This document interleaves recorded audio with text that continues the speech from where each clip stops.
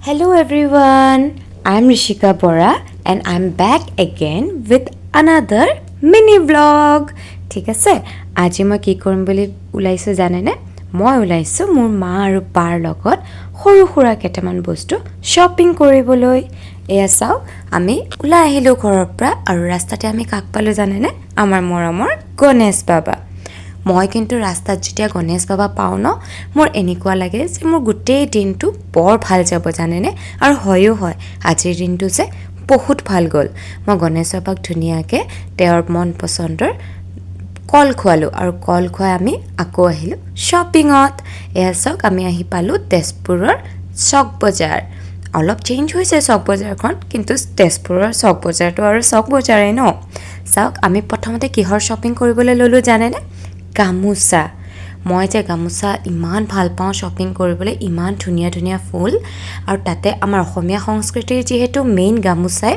মই কিন্তু গামুচা লবলৈ বা গামুচা মোক কেতিয়াবা কোনবাই দিলেও বা মইও আনক গামুচা দি বৰ ভাল পাওঁ এয়া চাওকচোন দাদাই খুলি দিয়া গামুচাখন কি ধুনিয়া ফুলামি গামুচা দাদাই আমাক ঢেৰ ফুলাম গামুচা দেখালে আৰু তাৰে ভিতৰত আমাৰ কেইখনমান পছন্দ কৰিলো আৰু আন কেইটামান বস্তু লৈ আমি ভাবিলো লাঞ্চৰ টাইমটো হৈয়ে গ'ল তো এটা কি কৰা যায় ঘৰ গৈ লাঞ্চ কৰিবলৈ হলে বহুত টাইম লাগিব আৰু পেটত যে ইমান ভোক লাগিছে তো আজি আমি লাঞ্চ কৰিবলৈ ক'ত যাম বুলি ভাবিলো জানে নে আমি ওলালো ৰাজ হোটেললৈ বুলি তেজপুৰত এতিয়া বহুত ট্ৰেন্ডিঙত চলি আছে আমাৰ মৰমৰ ৰাজ হোটেলখন মই কিন্তু তাত আগতেও খাইছো কিন্তু ষ্টিল মোৰ মুখৰ পৰা যে টেষ্টটো নাযায় ইমান ভাল লাগে একদম হোমমেড ফুডৰ নিচিনা জানে নে মই আগতেও খাইছো আৰু আজিও মই বৰ এক্সাইটেড হৈ আছো দেই খাবলৈ এ আমি আহি পালো ৰাজ হোটেল ইমান ভিৰ দুপৰীয়া টাইমত কিন্তু ইয়াত বৰ ভিৰ হয় দেই এয়া মই ললো খাবলৈ আজি মই লৈছিলো কি জানে নে বাহু মাছ মই কিন্তু বৰ টেষ্ট পালো আৰু খোৱাৰ পিছত এয়া আছিল আমাৰ ৰিয়েকচন আৰু খাই উঠিয়ে মোৰ হৈ গ'ল ক্লাছৰ টাইম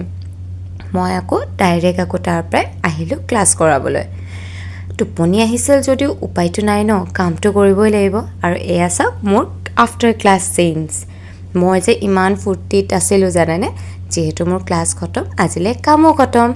ঠিক আছে তো আজিলৈ মই আহিছোঁ bye bye stay healthy and stay fit